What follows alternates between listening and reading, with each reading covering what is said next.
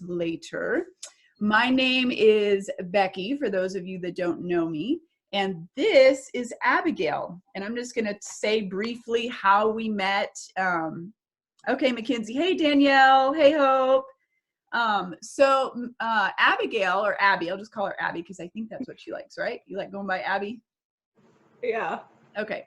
So Abby reached out to me. We actually figured out that it was in January. So just about a month ago, I think she saw something of mine that was shared and she reached out to me, and I've been getting to know her and her story and her heart. And she is a dynamic, precious, bold, courageous young woman. And she asked me if she could share her story with you all. Now, I have to say, this is her first time on a public platform like this. Probably her first time even just being interviewed and sharing her story in this way. So there's going to be a couple things. The first thing is that I'm just going to say to you guys that if I ask her something, and Abby, even though we may have talked about it yesterday and you said yesterday that, sure, I want to share that. If I ask you something, and you're not comfortable talking about that, I'm giving you the freedom to say, I'm not ready to share that. Okay. So that's the first thing. The second thing is because this is her first time doing this, she may get a little bit nervous. And so I may ask more questions or just, to try to help her along. So just give her grace, guys, as she steps out and do this, and support her and cheer her on. And and then go ahead and share this video, do a watch party, whatever it is that you guys want to do. So, Abby. Me? Yeah. Are you ready, girl? Yeah. Okay. So why don't you, is there anything that you want to say too before we get started? No. You're good? Okay. So why don't you go ahead and we'll just jump right in if you're comfortable doing that. Share with us a little bit about how you ended up in the foster care system in the first place. I remember we talked about this and you said you were about 2 months old. So if you would share with us about your biological parents and just how all of that came to be. Pretty much what happened was I was just like a baby. I don't remember any of this, but this is what I read like in my file. And pretty much my biological mother was super young. Also, I'm pretty sure she was drug and alcohol addicted too. So like being a teenage mom and having a daughter that has a disability too, like pretty much they automatically put me into foster care. Like there wasn't really a choice. There was barely any time for us to. Okay, so like they had you and within 2 months you were gone from your mama. So that in itself is traumatic. You don't remember it, but you and I both know what trauma is. And, for a little baby, that was probably very traumatic for you. So you went into the foster care system and you were eventually, I think you said, officially legally adopted by this family that you would end up staying with for 11 years. Is that right? 12 years? Going on 12. It was almost 12. Okay. So why don't you share with us your experiences early on with this adoptive family? And this would be the family that would end up abusing you so severely. But do you have early memories that were more normal with them? Like what are some memories that you have with them? I don't really know, because like I always focus on the trauma. I mean, like there were some good memories, like being a child and like going to like Easter egg hunts as a kid and like whatever. I mean, trauma started pretty early, so. So you do like remember when you were smaller that they would take you to different things, like they would take you out to church and Easter events and holiday things. So it escalated as you got bigger. Yeah. Okay. So share with us like the timeline of events that led up to the severe abuse, and then finally them deciding to lock you. They like built a cage, I think you said, for you and locked you in it whenever you were home. And they pulled you out of school, I think you told me. And so now you're homeschooled. So you were kept in there quite a bit. So what were, in your memory, the timeline of events that led up to that? I mean, kindergarten, it mostly started in like second grade. Kindergarten and first grade was pretty normal. second grade, there was a situation where like I think I was like getting my hair like combed or whatever, and I was like shaking because like with my cerebral palsy I can't help like shaking. So if I shake during this video too, don't. But anyway, Yeah.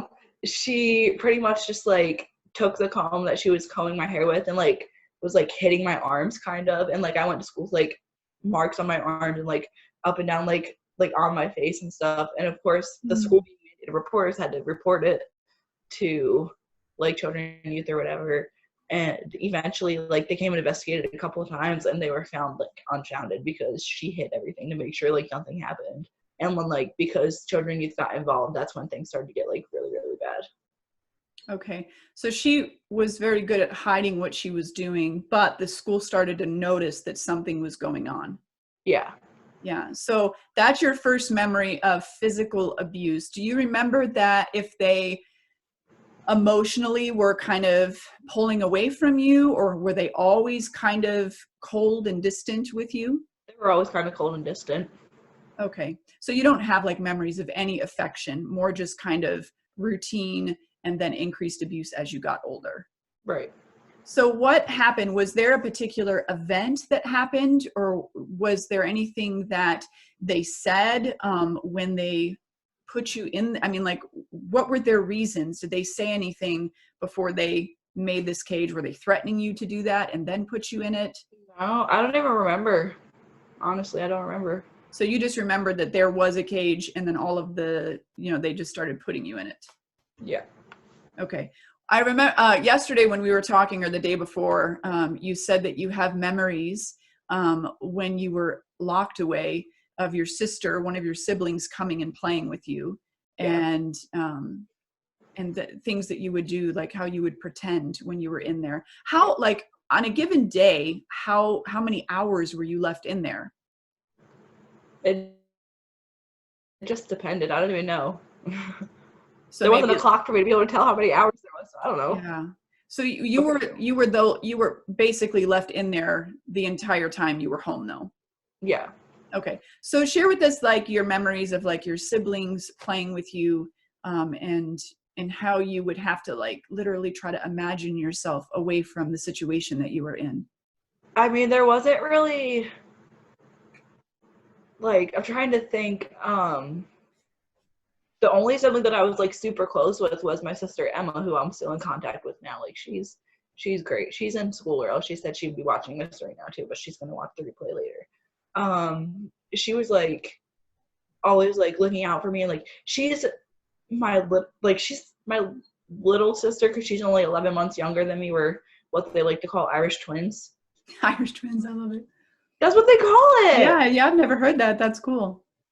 But she just like she was always the one to try and help me. And then one of my older brothers, who's late 20s, mid to late 20s now, he would always like try to like help me get out of there and stuff, and at least like give me like good food instead of like just like a sandwich or something.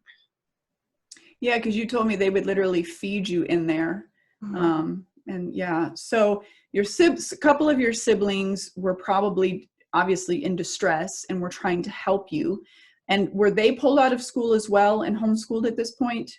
We all were, yeah. Yeah, so nobody could tell anybody really what was going on in the home. And so that lasted for about a year. You were kept in that thing whenever you were home, fed in there. And I think you said that they wouldn't even let you use the restroom. Like you were just literally locked away in this cage. So, but as you got bigger, they built or like set up a bedroom of sorts for you in their closet and began locking you in there. Do you remember like the transition from the closet to the cage to the closet?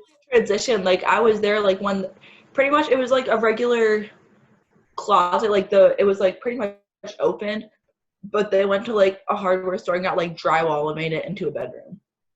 Okay, so they put a bed in there for you and a dresser?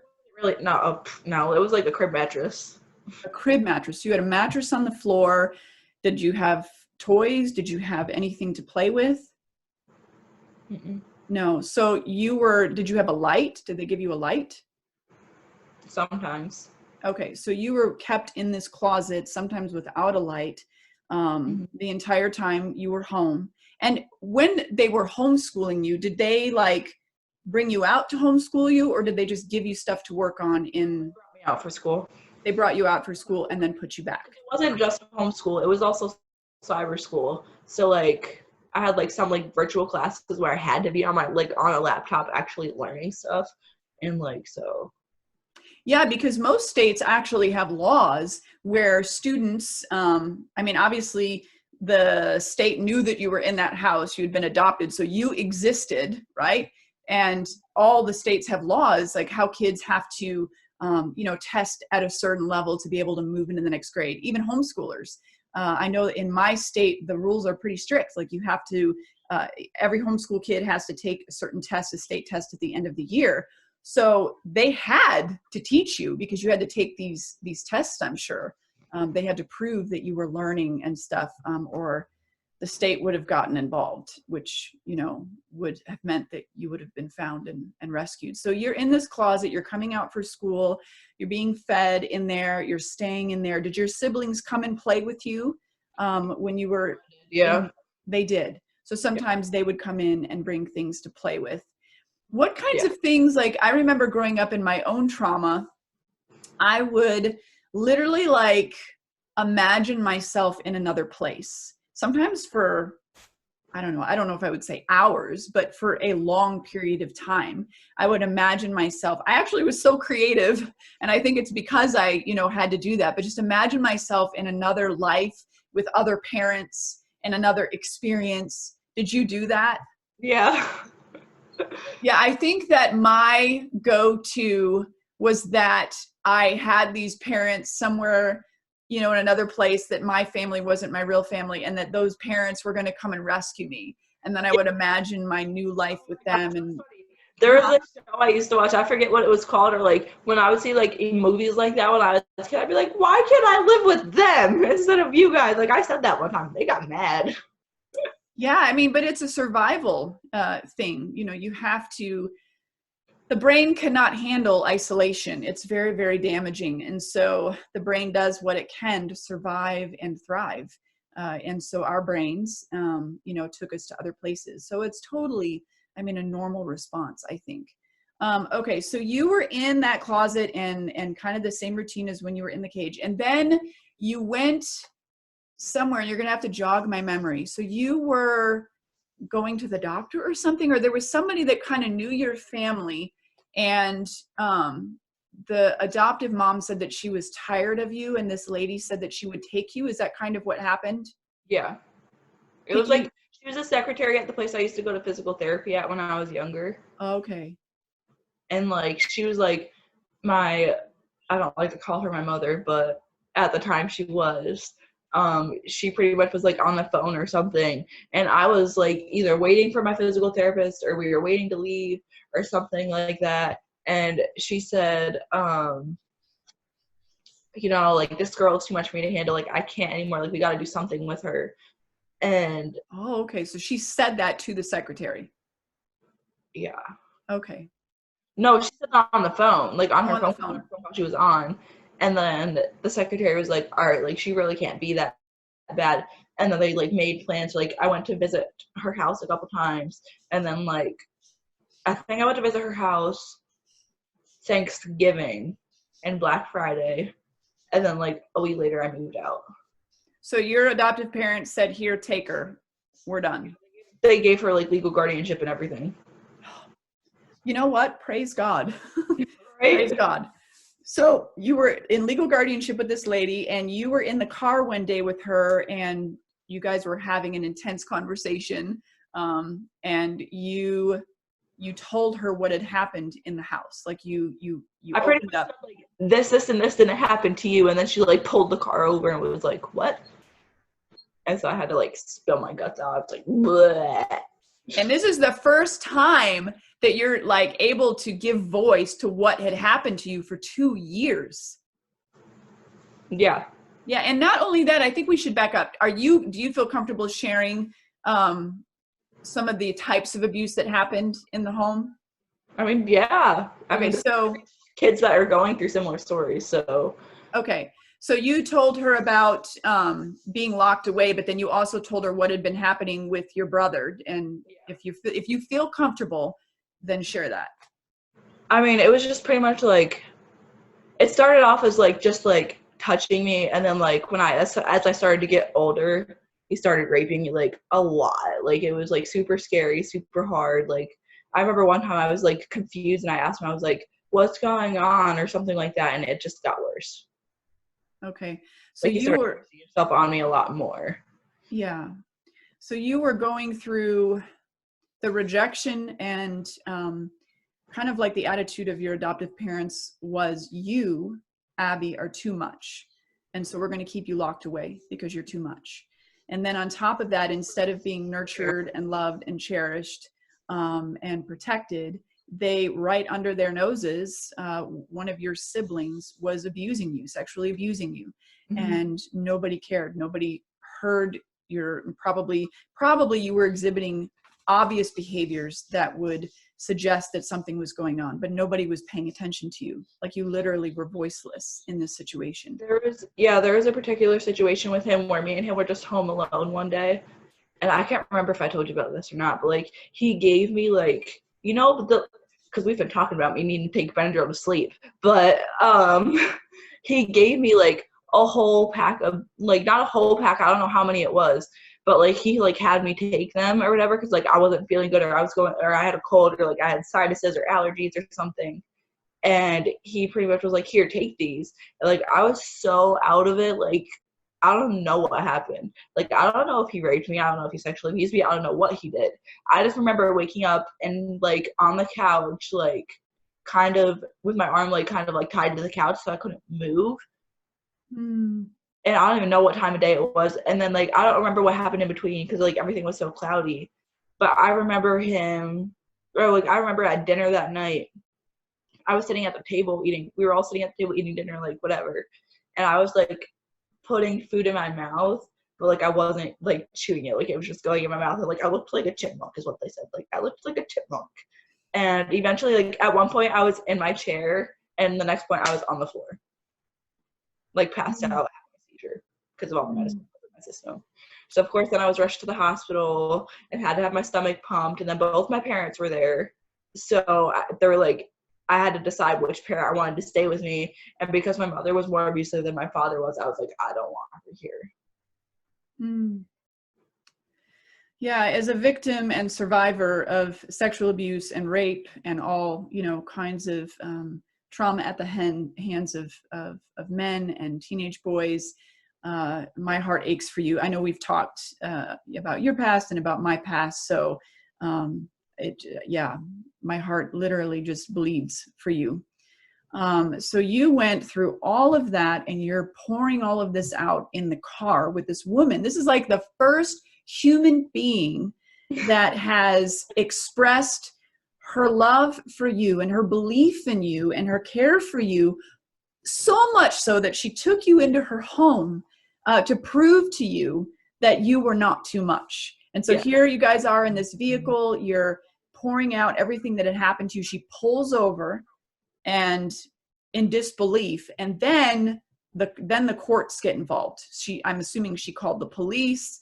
She had to tell children and youth and the police, and then I had to go to children and youth for an interview, and then we had to set up a forensic interview, which is like when you and like the caseworker like in one room with like a camera like kind of in the ceiling or like in the corner, and there's like microphones like on the ceiling, like you can't really tell that they're microphones or whatever. And then there's next door, like in another room, is another caseworker taking notes and a police officer like trying to determine what's gonna happen. That had to be overwhelming. I can't even tell you how many times I had to do a forensic interview, is what they call them. Like, were you scared? I mean, you were probably what, 12 at this point, 13? Yeah. So you were probably terrified. Yeah, I was. Yeah. And so you told them what happened, and then this trial began, and you had to go on the stand and testify against your abusers and everything they had done to you. And then the brother that had been abusing you, he went through his own court system in the juvenile courts and was locked away. Here's the story. so pretty much what happened was like, at one point, like the trials were separate. Like they were separated at one point. Like they just went like separate. Like my mom's trial was different. My dad's trial was different. Because at one point they were charged together and in jail together at first, and then they made bail, which I was kind of frustrated about because I mean I was scared. Like they knew where I was, so like what if they tried to come find me, whatever. And so their lawyers weren't, they were old guys, and they were like, the one time when I was in the middle of testifying, like during like one of the preliminary hearings or whatever, they were like, we can't hear her very well or whatever. And I was like, oh man, like that means, and I literally started, like, I broke down crying in the middle of the court hearing, like. That's just so much pressure. And you were 13 still, right? At this point, or 14? 12. How old were you? I was 12 still. Oh, you were 12 still. You were so tiny. That's Emma's age. That's so young. Any meat on my bones at all. Like I was like, I mean, I'm skinny now, but like I was super, super skinny. Like when I started going back to school in 6th grade, I was like, I don't even know what the average weight for a 6th grader was, but like I was like 50 pounds, if that. Well, yeah, you were malnourished, and pretty much, like, my hair used to be cut really short because like I used to like take chunks of my hair and just go like this and like pull it out because like I was like, okay, like what am I supposed to do? Like I was angry. I was an angry child. Like I didn't know how to express my anger, and so. So you're 12 years old in a major trial that's televised. It's like, it's all over the news. Mm-hmm. And, you know, people that know you and people that know the story, that was a lot to carry as a 12-year-old, not just going to trial and having to stand trial against these people that had abused you, but then the publicity of it all was probably overwhelming. Why don't you share with people what that was like? We see stuff in the news all the time, right? And we don't really think about the victims and how they're experiencing all the publicity. So what was that like for you as a 12-year-old? That they were arrested and it was on the news. It was like, they were like, don't watch the news, you're gonna get really upset, whatever. And I was like, okay. And then as soon as the caseworker and the lady that was taking care of me walked out of the house to talk about it, I turned Sorry, my phone was buzzing. Okay, so they came out, they told you don't watch the news, but then you watched the news. Yeah. And what was that like watching this take place on television? I literally like threw the remote at the TV, almost broke the TV, and like ran upstairs and slammed my door. I was like screaming in my bed. Did you feel like, you were probably like angry, obviously, but did you feel like for once, like somebody had believed you and heard you and that something was actually happening? Did you feel it? Huh? I felt kind of guilty for like speaking out about it too.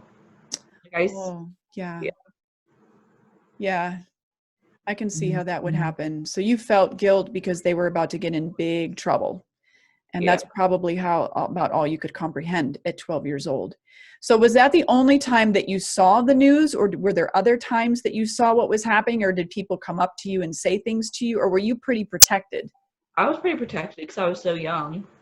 Yeah. How long did the trial last for?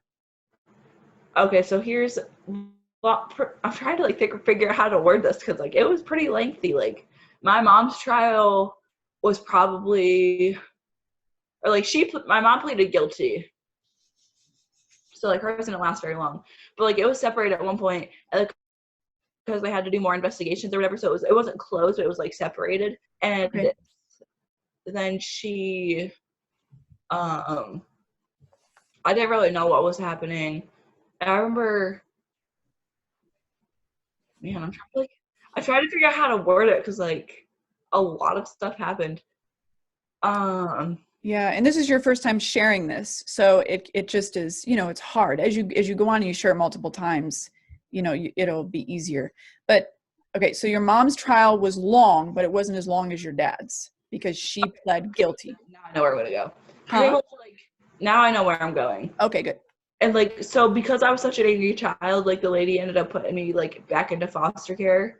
And like the trial was like not really happening, but then when I came back into foster care, like that's when all the stuff started happening again. like my mom's trial or like her court hearings, I didn't even have to be there for those because she pleaded guilty. Okay. And what really like angered me was she only got 5 months in jail, 5 to like 23 months or whatever. Not even nearly as long enough as they made me suffer. Like, Yeah, not even the 2+ years they kept you locked away. and then having sexual abuse at the hands of my brother and some from my father too. So Yeah. Oh, that's right. You told me that stuff had happened with your adoptive dad as well. yeah. So he served the same amount of time, or did he get longer? So pretty much what happened a couple of years later, like my brother's trial happened like right after I came into foster care, like shortly after, like a couple months maybe. And he got a year in a juvenile facility. That's what he got. Okay, a year, not 2 years. He got a year. Yeah, he got a year. And then my dad's was actually not even that long ago. It was 5 years ago, this past January, was when his like sentencing and trial and stuff was. And he got 7 to 23 months because he was showing no remorse during the court hearing and like during the trial and stuff. So the judge gave him an extra 2 months because he was showing no remorse at all. Wow, oh, he was just cold and dead-faced. Pretty much. So they served their time. You're in the foster care system because the gal that still loves you to this day. I mean, you said that you're very close to her. Later, I'll tell you like some good stuff that happened later down the road, but yeah, so she loved you, but it became where she felt like you needed more help than what she could give you. So she trusted you back to the foster care system, but then you ended up being in more foster homes that were not as abusive, but they weren't very loving. pretty much. Yeah. How many homes, and then you were in group homes as well. How many placements do you think you were in? Like including the group homes too? Yeah. Man, when I was in college last semester, I think we counted. I think it was like 20 plus. Yeah. Isn't that crazy? I remember when I grew up, for those of you that don't know, in the system in New York, and I don't even remember how many places I was in. Like they literally just bounced me And like what from. happened was like my counselor, because I had asked for my child profile, which is pretty much like a summary of like why you're in the system, what happened. And we counted like, and the profile was from like 2014. And she's like, Abby, that's like 20 plus places like in like 2 years. Yeah. In like 2 years, I was in 20 plus places. Like That all by itself is so traumatic. Like, and imagine like 6 years down. That was just like that's not counting the group homes. I was probably in like I think I was in 4 group homes, and then like a bunch of other foster homes after that. so at this point, you're probably feeling that, the belief in the idea that Abby is just too much. Nobody wants me. Pretty much. Yeah, it had been spoken over you and then probably confirmed to you by the constant moving from place to place to place. Yeah. Yeah, and so, but you ended up going in the last group home you were in before you went into this Christian foster home. You went to a Christian camp. And tell us your experience at the Christian camp when you gave your life to the Lord. Oh man, I was gonna say that. Oh, well, I mean, I kind of put it in the thing, like, so I only like said what I actually wrote. You get to tell the story. Okay, well then I'll tell the story. Okay, so pretty much what happened was like I was super depressed and like I used to self-harm too. I don't know if I told you that. Did I tell you that? I think you did, yeah. Yeah, like I used to self-harm too, and I was like, I can't be living this lifestyle anymore. Like I had been at that group home for like a year and a half, and I was like, I cannot be living this lifestyle anymore. And so my camp counselor was there, and she's only like 6 months older than me.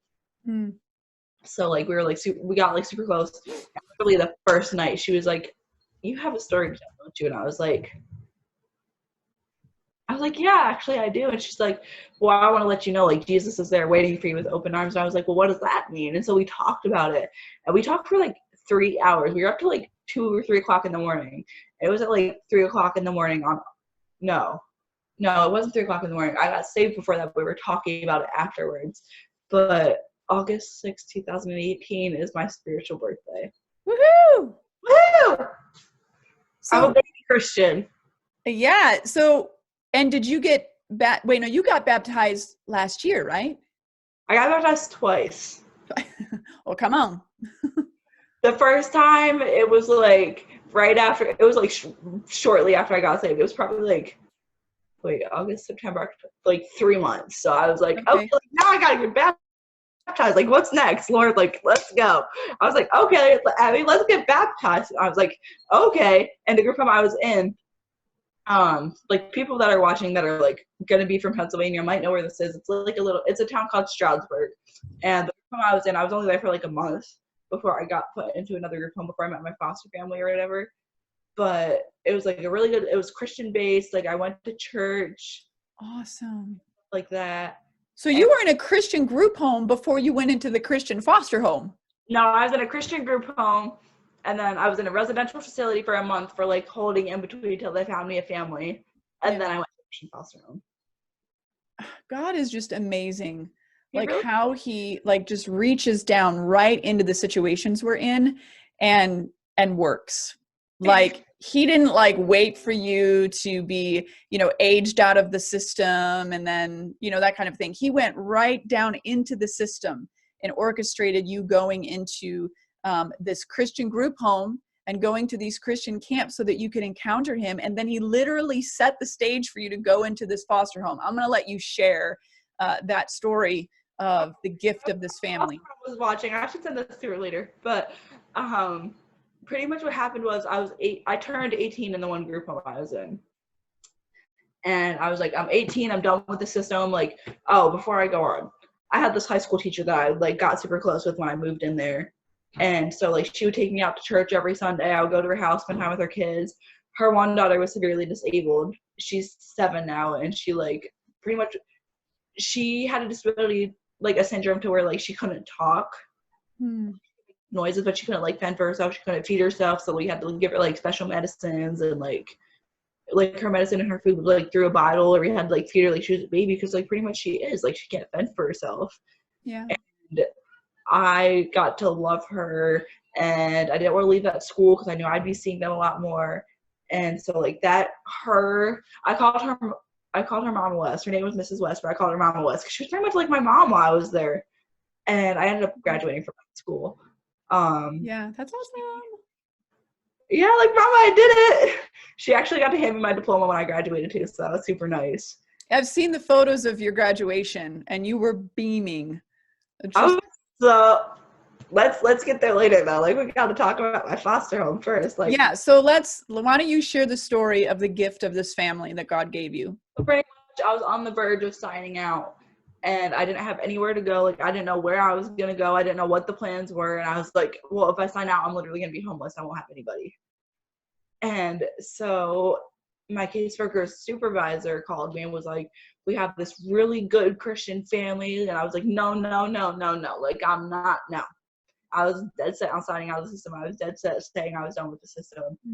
And they scheduled an emergency court hearing for like right after the weekend was up. And that Saturday, I called the lady that I thought I was going to go live with.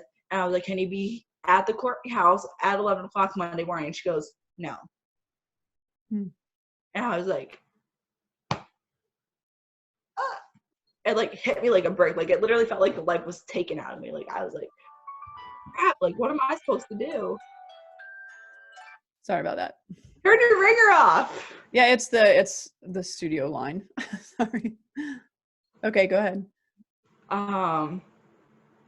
She, like, my caseworker supervisor, and then so we called my caseworker supervisor, and she was like, so you want to give that foster home a try now? And I was like, yeah, I'll give him a try. So that Monday after, like, I had court that Monday, and I had to go back to my group home, and I went to that foster home, and like when I walked in there, I just like, my face lit up. Like, they have little kids. Like, I've always wanted to be like a big sister. And I remember at dinner that night, I was like, kids, do you guys want a big sister? And my little sister, her name's Jane. She was only 6 at the time. It was like right after she turned 6, because her birthday's in December too. And she was like, mommy, can I have a big sister? Can I have a big sister, please? it's like, can we keep her? Like, she was so Mm. excited. And I was like, oh my gosh, like, God's really orchestrated me to like have this family. And then like I went back for I went back to that. I was there from a Monday to a Wednesday, like a late Wednesday night. And then I was at that group home for like less than 48 hours. And then I moved in with that family that same week. Mm. And then your life with them was pretty much amazing. Thinking about it, like, oh man. Yeah, God showed you what a family looks like through this family. Yeah. And literally, you know, the word says that he takes the lonely and he puts them in families. And that's what he did for you. And it really, like, whenever I hear you talk about it and talk about them, you can just tell that this was such a transforming period in your life. So definitely was. Yeah. God is so good. So you were with them for over a year, right? Yeah, actually this past Tuesday was a year because I made a post about it on Facebook and tagged them in That's it. right. That's right. So you were with them a year. Well, not quite a year, Family. but connected with them for a year because you left their house a month ago, 2 months ago? Not even. Not even. So less than a month ago. Yeah. It was like Yeah. middle of January. Yeah. So now, where is Abby now? Like, you went to, tell us about like what you did last year and the school and everything. I'll just let you tell. So then I continued on, like, I found like a really good, like, one of the elders at the church I went to at home. Like, it was super Christian based. Like, the pastor, he fell in love with me as soon as he met me. And I felt like, I didn't fall in love with the elder, but like, metaphorically speaking, I did. Like, Yeah. she was super, super sweet. Like, her name's Tanya, and she's super, super sweet. Like, we still talk on Facebook and stuff. And she's like one of the sweetest ladies at that church. And I just felt right at home with that church. And so like they had been praying for me, like, because I was a senior in high school. I moved 3 times in just my senior year alone. Okay. So that's 2 different schools with 3 different moves. And so like being with this family, I was like, yes, like I can continue. Like the school I went to was so probably like an hour from my house, but I still got to go there because it was my senior year, and like they got transportation through a company, so I could still go to that school like every single Monday through Friday. Like I went to school, like I had to leave school a little bit earlier than everybody else did, and I got there a little bit later than everybody else did. But I still got to like be there, and I got to graduate. I graduated. I don't even know. I don't think I was even close to top of the class, but it's okay. And I got to go to my senior prom, and my sister was my prom date, and That's that was amazing. super fun. And she spent like she didn't spend that whole weekend because she had her SATs that day that we had that night that day we had prom. We picked her up from the high school because she actually took them at the high school of like the town that we were living in, of like the school district that my foster home was in. So we were like, okay, well if that's where she's taking her SATs, then we could pick her up. Like, and so we spent the day, and they ended up getting like both of us corsages, and my dress was like a blush pink, and I looked like a princess. And my foster mom like got her friend to do my hair for prom, and it was super great. Like I had such good memories of that with that family. And like, okay, so backtrack to when I was applying for college. There was a college I was like really hoping to get into, and I didn't get in. I was like devastated. And when I found out I didn't get in, my foster mom, like, it was when we got off the bus the one day, and me and my siblings got the mail. I was like, oh my gosh, it's from this envelope is from the college I wanted to go to. Like, this is going to be my acceptance letter. This is going to be great. And I read it, and it said, we regret to inform you. And I tore it up. I was like, no. I was literally sobbing. Like, I looked like a little sad puppy dog with my tail between my legs. Like, it was bad. And like my foster mom could hear me all the way down the driveway crying because I was crying so loud. And she was like, she looked at my little brother, his name is Frank, and she goes, Frank, what happened? And he goes, she got a letter. And my foster mom looked at me and she goes, oh no. Like, she was like, uh-oh. And it was the college that it was still a Christian school, but that was the one I had like my heart set on because one of my friends went there that I met at Christian camp, and I was like, yes, like I'm gonna get to see my friend, like it's gonna be great. And then I was like, nope. And that day I had a feeling I wasn't going to get in, but I still had all my eggs in one basket. So I literally looked up, let me fix my laptop so you guys can actually see it. Lancaster Bible College. I looked up Bible colleges in Pennsylvania, and I was like, okay, like this school's really good. Like I looked at their acceptance rate; it was super high. It was pretty much like, if you love Jesus, you're gonna be accepted. Pretty much is what happened. That's awesome. But it took forever. Like the acceptance process, like I had to be patient. Like patience is a virtue, man. Like I had to learn extreme patience throughout that acceptance process. And so pretty much what happened was like, I got the email saying I got into LBC. I was like actually, I got into 3 colleges. LBC, Lancaster Bible College, was my top choice. And when I found out I got in, I like messaged my foster mom and I was like, guess who got into Lancaster Bible College? I took a screenshot of the email and sent it to her. I was like filled with joy. It was when I was still in school too. It was like maybe like a quarter of the way through my high school day. Like I was in study hall or something, like, and I emailed them, and the guy here, like the director of admissions, like responded right away.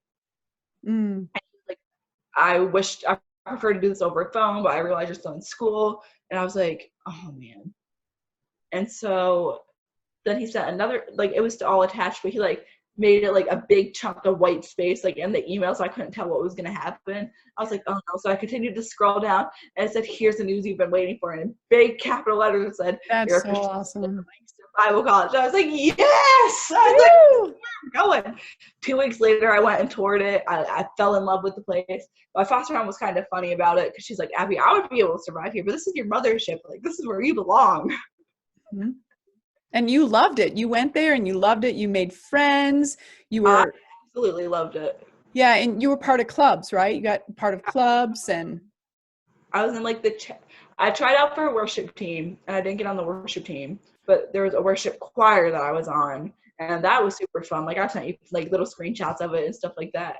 I like had my arms in the air, and this one time, because like I don't walk around with my crutches as much as I used to. But, like this one, I was like, you know what? I'm going up on stage without my crutches. I don't care. And I like during rehearsal, I literally took my crutch and like threw it off the stage. I was like, no, I don't crutch off of the stage. Oh my God. Nobody was in there. Nobody was in the chapel, so we were good. But and the one person that like worked at like the mailbox place at the college was like, okay, Abby, I saw you up there worshiping Jesus today. And I was like, yep, I sure am. That's just so amazing because like, I know you and I have talked about how this is supposed to be like the best years of your life, but like you go from all of this trauma, you get the gift of this family, and then you get the gift of this college that Bible college at that. Yeah, that's filled with people that love him, and you're getting to experience, you know, the fellowship of Christian clubs and choir, and you know, having to study. Maybe you went to the library and studied with your friends, and just like having that normal community life that you really had never had, and getting to make choices for the first time of things that you wanted to do. I bet that getting to choose your classes was like a major thing, right? Like you get to choose my first semester classes. They were chosen for me. Oh, you didn't get to choose. No. Oh, well, in most colleges you get, well, I mean, there's classes you have to take, but they'll say, okay, which ones do you want to take first? And then you have like a ton of electives that you get to pick from. So maybe if in that school there's more, it's more, but you picked your program, right? Yeah, I changed my major so many times when I was there. Like when I went in there, what was it? I think I was like at the very beginning, I wanted to be like a pastor. I wanted to be a pastor, like the pastor at my churches that I went to. Like I was like, I'm gonna be a pastor. Like I'm gonna be the first lady pastor, because like, you don't find very many women pastors. Like no, you don't. It's like frowned upon pretty much. And so I was like, okay, maybe not. So I was going to go for counseling, like clinical and mental health counseling is what I was going to go for. And I was like, okay. And I was like, no, that's a lot of like papers that you have to write. I was like, no. Close to counseling, social work. Because my foster mom went to school for social work. And she was like, Abby, I think social work would be really good for you. And that's the major I was when I went in there. And there was a class that I was taking. It was called Intro to Social Work, and the professor, Mary Yeager, I'm actually friends with her on Facebook, so I might send this to her later. But she was like my absolute favorite. Like I absolutely loved her. In her class, I found like my best friend. Like me and her, like my best friend. Like we're best friends. And like her and her mom were like super sweet. And there was always like these short little breaks that I couldn't go home for, so I went to my best friend's house and like spent a weekend there. And it was the best. It's just He's great. wonderful, wonderful memories. God, like, you know, the word says that he restores everything that the locusts have stolen. And he literally, even in just a short time, has been restoring family to you, restoring experiences that you really should have had before, but he's giving them to you and letting you have sleepovers at friends' houses and like, you know, all of these different things. It's just beautiful. Like, I know, like when you're in the story, you know, you're like, yeah, it was really amazing. But like hearing the story, like objectively from the outside, it just again and again and again, God is good. And he has such a heart of tenderness for the broken and the hurting, and the lost and the abused and the traumatized. And he reaches right into our situations and makes a way for himself to be known to us, but also to meet those needs and wants and desires that we had that, you know, nobody cared about before, because he sees all the details, right? And he cares about all of the details. Okay, so why don't you take this last bit of time that we have, because we're coming up on an hour here, and, Oh, and I know it flies, doesn't it? Speak directly to those young people. Maybe there will be young people that watch this that are being abused, or those that are in the foster care system that are feeling unseen and unloved, and then those that have been abused, those that have been through major trauma.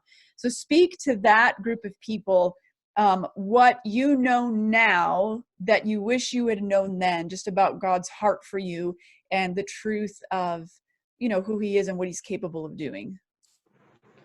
pretty much like what I want to say that I've learned is like I have a voice. Like you have a voice, like, and like, oh man, I'm about to start crying and I don't want to do that because I have a job interview today. I can't cry. I can't cry. Not happening.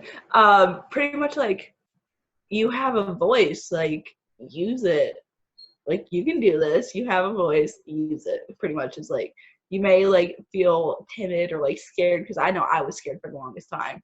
And like as I started to talk about it more, like I was like, okay, like this is getting a lot easier. But like God's love for us is so like ugh. Like I don't know. And okay. My friend Kristen is commenting because I have it live on my phone. Like I can see. Yeah, I can see the comments here too. You have a voice. God is using your voice. Yes. Okay, so me and her were on the phone last night for like 2 hours. And me and Kristen, like she can hear me. She'll hear me. Like we were on the phone for like 2 hours, and she's like, pretty much like, you have to use your authority. Like you have to use your authority in Jesus. You have to, yes, indescribable. That's what she just said. His love is indescribable. Mm-hmm. It really is. Like you don't, like his love for you is so strong. And like she was like, she kept saying over and over and over on the phone last night, like, Holy Spirit, like baptize her in her love, like baptize her in your love. And pretty much like I was like, oh my gosh. And so the Lord like has, I'm getting sidetracked because like there's so much to talk about, like coming out of trauma, and like in your post yesterday, like turning a story of trauma into triumph, like Yeah, I mean, you literally, you know, you're in the middle of the story. Like your story is being written, and all of our stories are being written, but like you're still very near to the trauma. You're very near to the foster care experience. Technically, you're still in it, right? Like you're still a part of the system until you're 21. So you are still so near to all of that. But even being near, the story that's being written is beautiful. Like God, like, you know, there's a saying that I love, like you can't change your life overnight. Well, I mean, when you give your life to the Lord, obviously it changes in that sense, but like you can't change everything in your situation, or like all of your inner workings, your heart, your mind, your everything in like one night. But the choices you make can change the direction overnight. mm-hmm. And the direction you were going in terms of your heart and your mind was probably not very good, and neither was mine. But when God comes in, the direction begins to shift and the storyline changes. and you're no longer alone, and you start to see that you're seen, you're known, you're loved, you're heard, you're cherished, and that you have value beyond the things that you were used and abused for. And it's incredible. And again, just listening to your story from over here on this side of the screen, and like other people that will hear your story are going to see that in the storyline. Like, oh my gosh, all of this trauma, all of this rejection, and now the beauty of the Lord coming in and pulling us up out of the ashes and making something beautiful. It's amazing. You're amazing. Is there anything else that you want to say before I close this out? Probably going back to college in the fall. Woohoo! Woo! And my major is actually psychology with an emphasis on mental health and neuroscience. That is awesome. That is awesome. You are going places, girl. You are going places. All right. So, get into it. Yes. So guys, I just want, oh yeah, her new Bible. Somebody sent her this amazing Bible. Look at that. I'm having to look down, guys. Sorry. So will I on the front of it. It's a little bit hard with our virtual backgrounds, but yeah, you guys can see it. Isn't that precious? Somebody gifted that to her. And it's got literally the tabs of the book of the Bible. I got to use it for the first time at church last night. That's so awesome. You're so precious. Aww. Okay. So guys, first of all, I just want to thank you for joining us and for supporting Abby by listening to her story. I really encourage you, if you watch this, Abby just like got introduced or had access to social media very recently, and she loves to receive comments and things maybe the Lord shares with you, or things that you're thinking as you're watching her share her story. If you would drop those into the comments, so that for the next, 24 hours or however long this video circulates, maybe you're watching this a week, 2 weeks, 3 weeks after the fact, go ahead and write something in the comments, just a word of encouragement for her, something that's been on your heart as you've been listening to her. And then also I want to say that as a society, whether or not you have experience with trauma, keep your eyes open. Keep your eyes open to the children in your community, to their behavior. If you have a gut feeling, like this lady is a hero that was the secretary at the physical therapist's office, that literally stepped in. She intervened in the situation, not even knowing, but just recognizing that this child was not wanted. She took her and literally rescued her. So keep your eyes open, have an open heart in any situation that the Lord brings into your life when it concerns children. And if you have a feeling, a gut feeling, or a concern, never feel embarrassed or ashamed with communicating that with someone, because you never know. You literally may be saving a kid's life or saving them from years more of abuse. Yeah. So if anything, if you take away anything from this as an adult, keep your eyes, ears, hearts, and mind open for the children in your community. And then be willing to mentor and love. If you know that there is a child, a teenager, there's so many teenagers. You guys that know me know that my heart has been, and I've worked with troubled kids for over 20 years. I work with the population of kids that most people don't want to work with, the teenagers. So all of us need to open up our hearts and homes, not just to infants and small toddlers and 5 and 6 year olds, but be willing to be involved, even if it's just in a mentoring way, in a teenager's life. Because like Abby, like me as a teen, there's so many teens out there that don't know that they actually aren't too much. So Abby was told all of those years, you're too much, I can't handle you. You're too much, I can't handle it. So then you come in, you intervene, you say, no, hold on a minute here. You're not too much. You're not too much. There is space in my life for you. And I like you the way that you are. So just be open to being a part of a teen's life in that way. And be asking the Lord, is there a kid that you want me to be involved with? And he'll show you. I know he will. Also, I almost forgot. Go ahead. About the church I was led to go to. I should make a shout out to those people because they're going to watch it too, because I told them about it last night. Yeah. couple weeks ago, I had just moved back to the Lancaster area because I was like home for a while, like with my family, loving my family, whatever. I was like, okay, I need to adult, like as my foster mom likes to call it. She likes to call it adulting. Adulting. Adulting, yeah. Yes. And so the church I went to a couple weeks ago, like it's, some people might get a kick out of this who don't know. I already told you the name of it, but it's literally called Miracle Center. Like that of itself should say something. And it's a really small church, and like the church I went to that I got baptized at in September, they were just let me try to figure out how to word this. It was big. It was a big church. I was about to say 11,000. No, not really that many, but 1,000 people per service, and they had 2 services on Sunday and 1 on Monday nights. Like, just think about that. I just felt like I was lost. So I was like, there's this one group. It's called Yahweh Cafe that I'm in on Facebook, and the one lady was like, I live in the Lancaster area. Like, my church is really great. I think you would love it. I was like, oh my gosh, this is a godsend.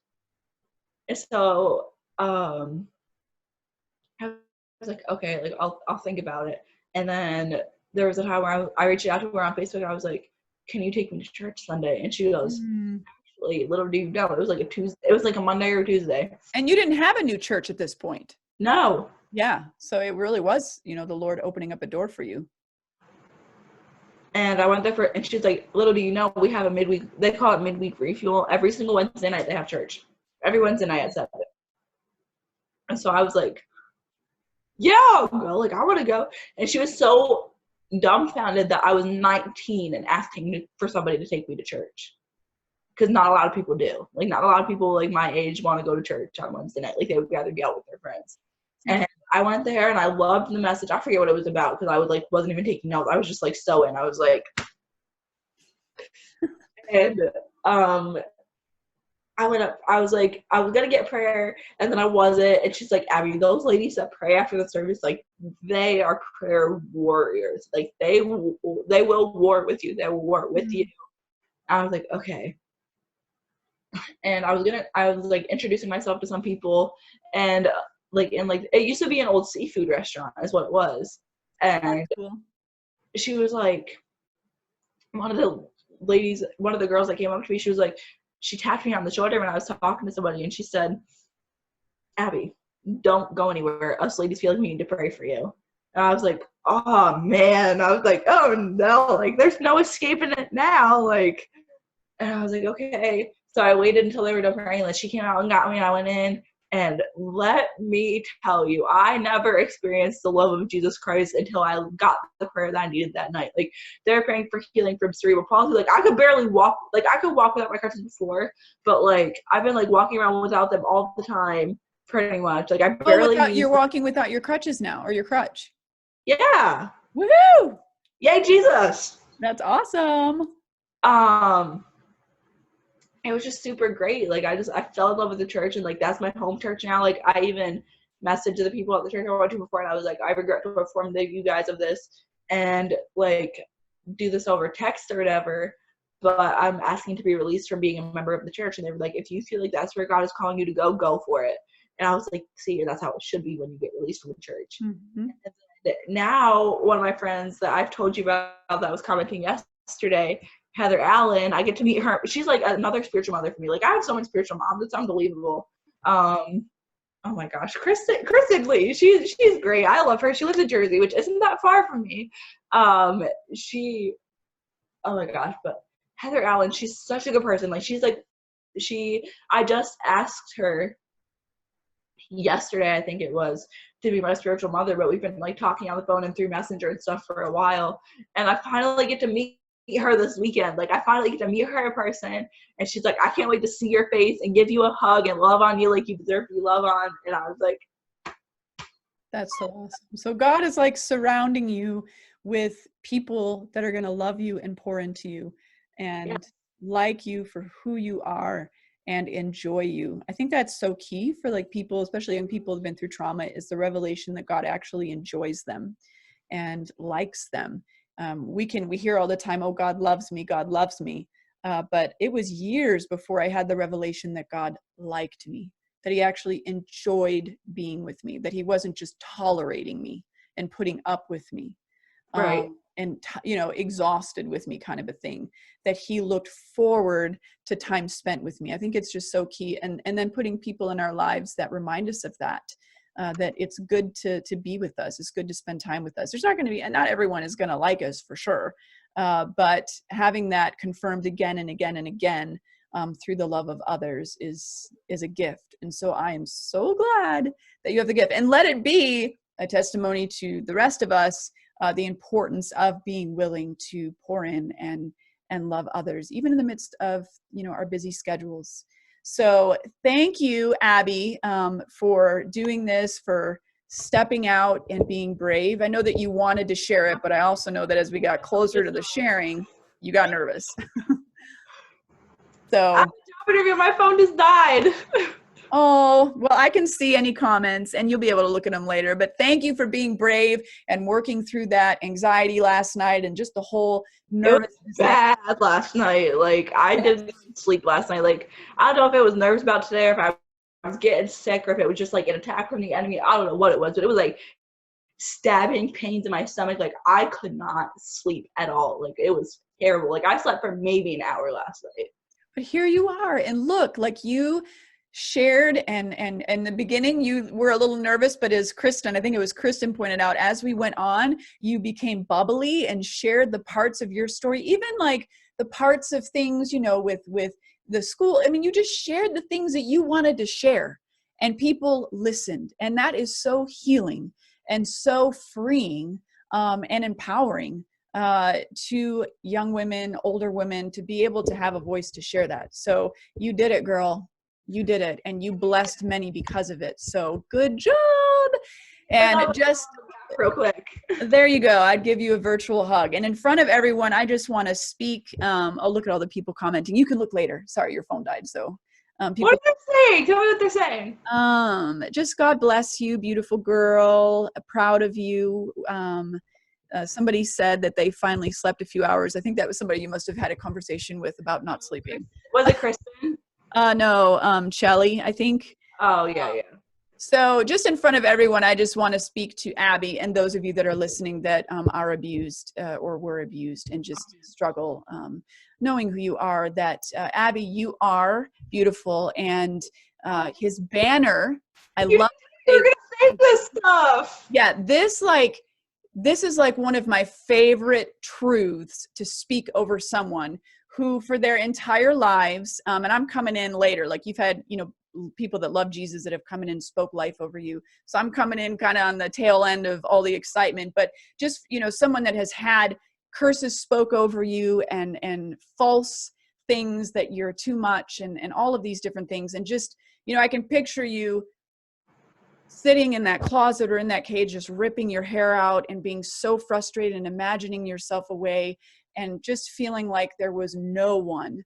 And now that's not true, that there is a God who sees and loves you. And his banner over you this entire time has been love. And while people were speaking death and speaking, all of these curses over you and who you are as a person, he was declaring love and love. One of the things that God showed me, after I came to know him and I was questioning why all of these things had happened to me, God gave me this picture, and I believe it's for you as well, of me as a little toddler in a park. And I could see the park, and I was maybe 1 or 2. And all of a sudden I looked up and I could see Jesus. And he said to me, I'm going to come for you one day. Like, I'm coming for you.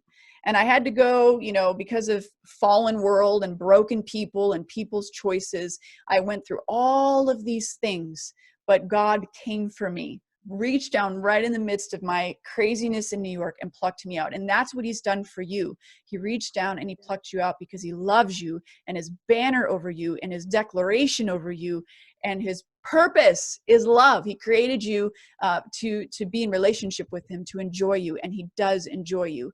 Each and every one of you that's listening to this, he likes you, he loves you, he enjoys you.